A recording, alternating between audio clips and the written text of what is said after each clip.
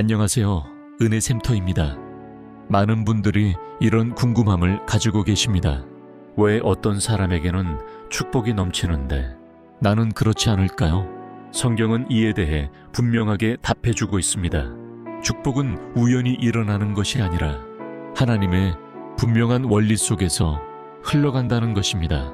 오늘은 하나님이 축복하시는 사람들에게 나타나는 7가지 특징을 함께 살펴보겠습니다. 우리의 삶도 그 축복의 길 위에 세워지기를 소망하며 함께 은혜를 나누어 보겠습니다. 첫 번째 특징, 말씀을 사랑하며 살아가는 사람. 시편 1편 1절부터 3절을 함께 읽어보겠습니다. 복 있는 사람은 악인들의 꾀를 따르지 아니하며 오직 여호와의 율법을 즐거워하여 그의 율법을 주야로 묵상하는도다. 그는 시냇게 심은 나무가 철을 따라 열매를 맺으며 그 잎사귀가 마르지 아니함. 같으니 그가 하는 모든 일이 다 형통하리로다. 말씀을 사랑하는 사람의 모습을 성경은 흐르는 물가에 심은 나무에 비유하고 있습니다. 가뭄이 와도 마르지 않고 때가 되면 반드시 열매를 맺는 나무 말입니다. 제가 알고 있는 한 권사님의 이야기를 들려드리고 싶습니다.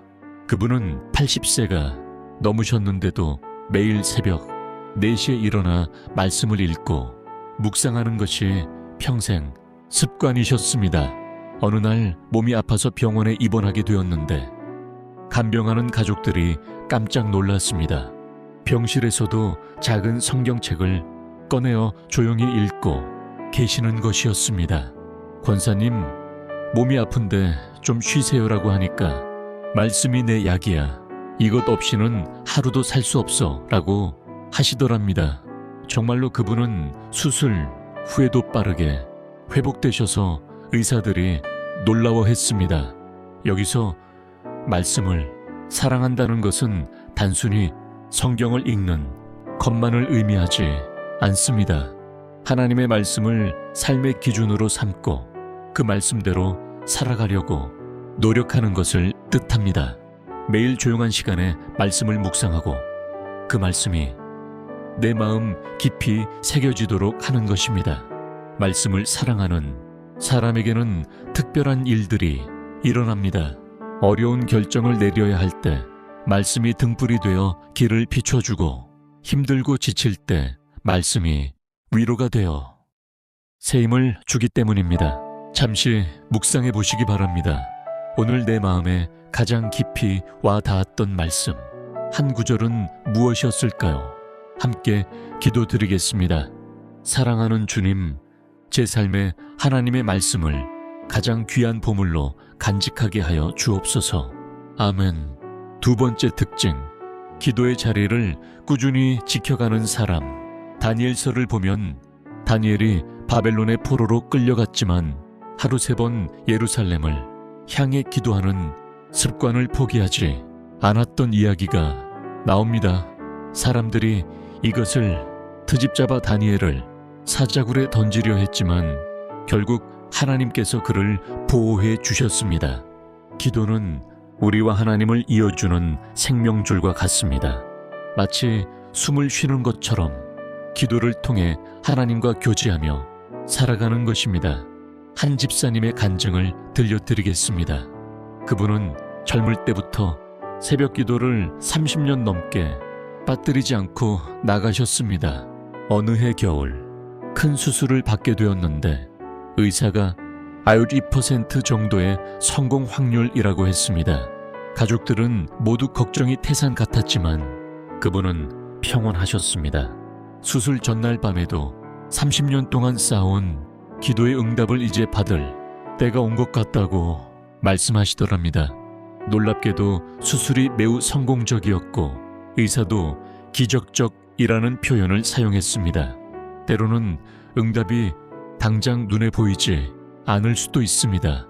하지만 기도의 자리를 꾸준히 지켜나가는 사람은 반드시 하나님의 축복을 경험하게 됩니다.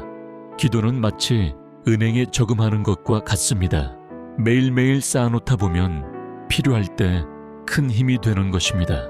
잠시 생각해 보시기 바랍니다. 나는 오늘 하루 동안 기도의 자리를 어떻게 지켜나갔을까요? 함께 기도드리겠습니다. 주님, 어떤 상황 속에서도 하나님 앞에 무릎 꿇는 기도의 자리를 지켜나가게 하여 주옵소서. 아멘. 세 번째 특징, 범사에 감사하며 살아가는 사람. 데살로니가전서 5장 18절 말씀입니다. 범사에 감사하라. 이는 그리스도 예수 안에서 너희를 향하신 하나님의 뜻이니라. 감사는 주변 환경에 따라 좌우되는 것이 아니라 믿음으로 선택하는 것입니다. 작은 일에도 감사할 줄 아는 사람에게 하나님은 더 큰 것들을 맡겨주십니다. 제가 아는 한 권사님의 감동적인 이야기가 있습니다. 그분은 20년 전에 남편을 먼저 하늘나라로 보내셨습니다. 경제적으로도 어려워지고 홀로 자녀들을 키워야 하는 상황이었습니다. 많은 사람들이 어떻게 이런 일이 라며 안타까워했지만 그분은 매일 아침 하나님, 오늘도 숨 쉴 수 있게 해주셔서 감사합니다. 건강한 자녀들을 주셔서 감사합니다라고 기도하셨습니다. 그런 감사에 고백을 들은 자녀들이 얼마나 큰 감동을 받았는지 모릅니다. 지금은 모든 자녀가 훌륭하게 자라서 어머니를 잘 봉양하고 있고 그분은 교회에서 감사의 전도사가 되어 많은 사람들에게 희망을 주고 계십니다. 불평과 원망이 가득한 입술에는 축복이 머물지 않습니다. 하지만 감사가 넘치는 입술에는 하나님의 은혜가 끊이지 않고 흘러갑니다. 때로는 어려운 상황 속에서도 감사할 제목을 찾아보려고 노력해 보시기 바랍니다.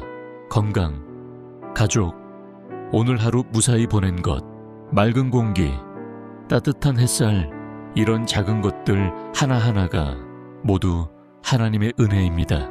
감사는 우리 마음을 기쁨으로 채워주고 다른 사람들에게도 좋은 영향을 끼치게 됩니다. 잠시 돌아보시기 바랍니다. 오늘 내가 놓쳐버린 감사의 제목들은 무엇이었을까요? 함께 기도드리겠습니다. 주님, 작은 은혜에도 감사하며 살아가는 사람이 되게 하여 주옵소서. 아멘. 세 번째 특징, 범사에 감사하며 살아가는 사람. 데살로니가전서 5장 18절 말씀입니다. 범사에 감사하라. 이는 그리스도 예수 안에서 너희를 향하신 하나님의 뜻이니라. 감사는 주변 환경에 따라 좌우되는 것이 아니라 믿음으로 선택하는 것입니다. 작은 일에도 감사할 줄 아는 사람에게 하나님은 더 큰 것들을 맡겨주십니다. 제가 아는 한 그분은 20년 전에 남편을 먼저 하늘나라로 보내셨습니다. 경제적으로도 어려워지고 홀로 자녀들을 키워야 하는 상황이었습니다. 많은 사람들이 어떻게 이런 일이 라며 안타까워했지만 그분은 매일 아침 하나님, 오늘도 숨 쉴 수 있게 해주셔서 감사합니다. 건강한 자녀들을 주셔서 감사합니다라고 기도하셨습니다. 그런 감사에 고백을 들은 자녀들이 얼마나 큰 감동을 받았는지 모릅니다. 지금은 모든 자녀가 훌륭하게 자라서 어머니를 잘 봉양하고 있고 그분은 교회에서 감사의 전도사가 되어 많은 사람들에게 희망을 주고 계십니다. 불평과 원망이 가득한 입술에는 축복이 머물지 않습니다. 하지만 감사가 넘치는 입술에는 하나님의 은혜가 끊이지 않고 흘러갑니다. 때로는 어려운 상황 속에서도 감사할 제목을 찾아보려고 노력해 보시기 바랍니다. 건강, 가족, 오늘 하루 무사히 보낸 것, 맑은 공기, 따뜻한 햇살, 이런 작은 것들 하나하나가 모두 하나님의 은혜입니다. 감사는 우리 마음을 기쁨으로 채워주고 다른 사람들에게도 좋은 영향을 끼치게 됩니다. 잠시 돌아보시기 바랍니다. 오늘 내가 놓쳐버린 감사의 제목들은 무엇이었을까요? 함께 기도드리겠습니다. 주님, 작은 은혜에도 감사하며 살아가는 사람이 되게 하여 주옵소서. 아멘. 네 번째 특징, 기쁨으로 나누며 살아가는 사람. 사도행전 2장을 보면 초대교회 성도들이 가진 것을 서로 나누어 가지며 살아갔던 아름다운 모습이 나옵니다. 그들은 부족한 사람을 채워주고 서로를 돌아보며 살아갔습니다. 그 공동체 위에 하나님의 큰 은혜가 임했다고 성경은 기록하고 있습니다. 나누는 삶이란 단순한 선행이 아닙니다. 하나님의 사랑스러운 성품을 우리 삶으로 드러내는 것입니다. 몇 년 전에 한 할머니의 아름다운 이야기를 들었습니다. 그분은 국민연금만 받아서 생활하시는 분이셨는데 매달 10만 원씩 선교비를 들이셨습니다. 주변 사람들이 할머니, 형편이 어려우신데 그렇게 많이 들이시면 어떡해요? 라고 걱정했지만 할머니는 하나님이 내게 주신 것의 일부를 나누는 거야. 나누면 더 많이 주시더라고 하셨습니다. 정말로 그분에게는 신기한 일들이 계속 일어났습니다. 이웃에서 반찬을 가져다 주시고 자녀들이 더 자주 안부를 묻고 건강도 또래보다 훨씬 좋으셨습니다. 할머니는 나누니까 외롭지도 않고 하나님이 계시다는 것이 더 확실해진다고 간증하셨습니다. 물질뿐만 아니라 시간도 따뜻한 마음도 위로의 말도 나눌 수 있습니다. 혼자 사시는 이웃에게 안부 전화 한 통 드리는 것, 병원에 가시는 분을 차로 모셔다 드리는 것, 이런 작은 나눔들이 모여서 큰 축복이 됩니다. 나눔은 축복을 흘려보내는 통로가 되어 다시 더 큰 은혜로 채워지는 경험을 하게 해줍니다. 잠시 생각해 보시기 바랍니다. 나는 최근에 누구와 무엇을 나누었을까요? 함께 기도드리겠습니다. 주님, 나눌 때에 인색하지 않고 기쁨으로 드릴 수 있는 마음을 주옵소서. 아멘. 다섯 번째 특징, 하나님의 말씀에 순종하며 살아가는 사람. 사무엘상 15장 22절 말씀입니다. 순종이 제사보다 낫고 듣는 것이 수향의 기름보다 나으니 하나님께서는 우리가 드리는 화려한 제사보다 순종하는 마음을 더 기뻐하십니다. 때로는 이해가 되지 않을 때도 있고 계산이 맞지 않을 때도 있습니다.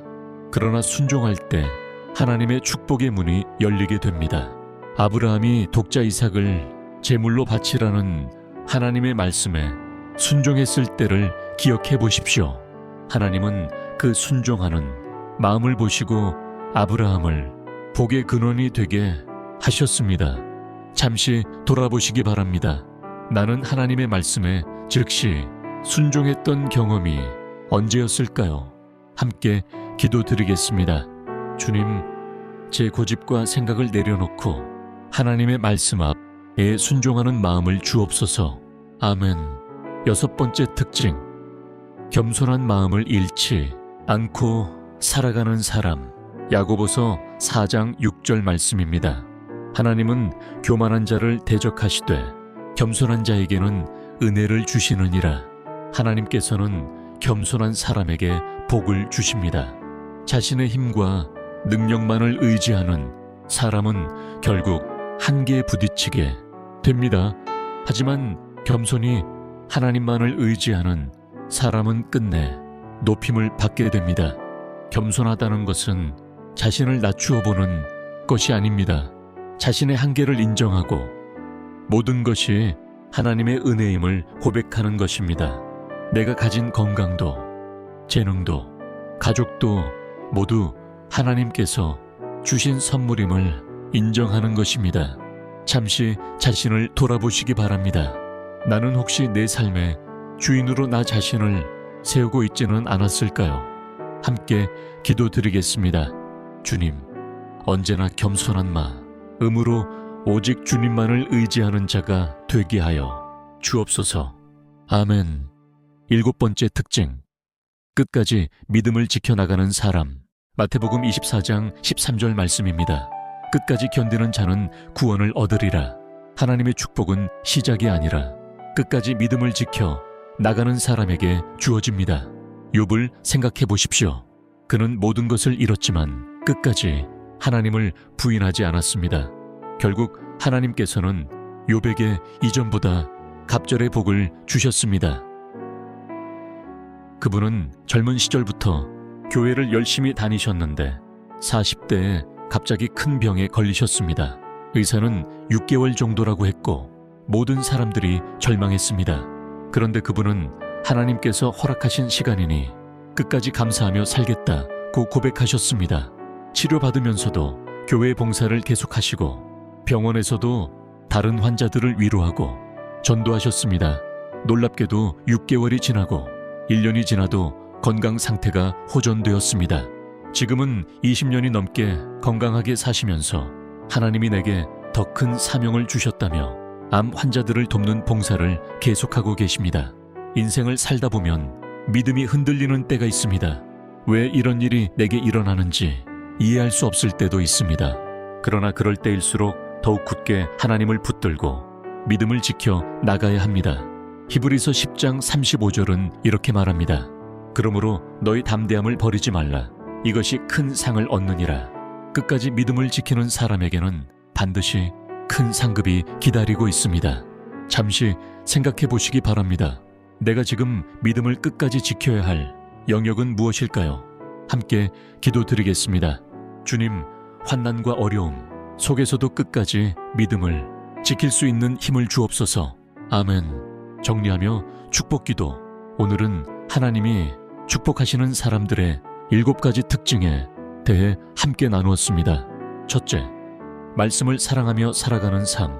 둘째, 기도의 자리를 꾸준히 지켜가는 삶. 셋째, 범사에 감사하며 살아가는 삶. 넷째, 기쁨으로 나누며 살아가는 삶. 다섯째, 하나님의 말씀에 순종하며 살아가는 삶. 여섯째, 겸손한 마음을 잃지 않고 살아가는 삶. 일곱째, 끝까지 믿음을 지켜나가는 삶. 이 모든 것들이 우리의 힘으로는 할 수 없습니다. 오직 하나님의 은혜로만 가능한 일들입니다.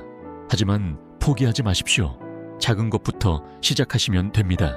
하루에 한 구절씩 말씀을 읽고 짧은 기도라도 드리고 작은 것에 감사하고 작은 것이라도 나누어 보십시오. 하나님은 우리의 작은 시작도 귀하게 여겨주십니다. 겨자씨 한 알 같은 믿음이라도 산을 옮길 수 있다고 하셨습니다.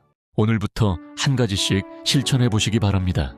제가 마지막으로 한 가지 더 나누고 싶은 이야기가 있습니다. 90세가 넘으신 한 할머니께서 이런 말씀을 하셨습니다. 젊을 때는 축복을 받기 위해 애썼는데 나이가 들어보니 축복은 받는 것이 아니라 이미 받은 것을 깨닫는 것이더라고 하시더랍니다. 정말 그렇습니다. 우리는 이미 하나님의 자녀가 되는 가장 큰 축복을 받았습니다.